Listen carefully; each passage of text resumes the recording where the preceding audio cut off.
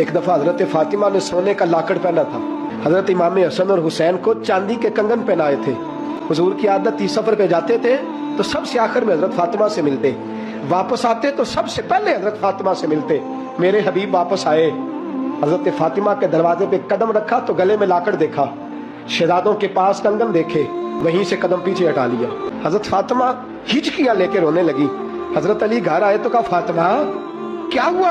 अली, पता कोई नहीं, हुजूर आए हैं तो लौट गए हैं, मैं बड़ी परेशान हूँ, पता करो, जिंदगी में कभी ऐसा नहीं हुआ, मेरे रसूल ही मुझसे नाराज हो गए। हजरत अली कहते हैं, मस्जिद में गया तो नबी पाक भी रो रहे थे। मैंने कहा, हुजूर क्या हुआ? फातिमा घर में रो रही है, आप यहाँ रो रहे हैं। तो मेरे हबीब ने फरमाया, अली वो मोहम्मद की बेटी होके सोना पहनती है, वो मोहम्मद की बेटी होके बच्चों को चांदी पहनाती है, सोने से दिल लगा रही है।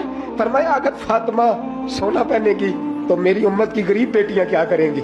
जो बाप नहीं लेके दे सकेगा वो क्या करे?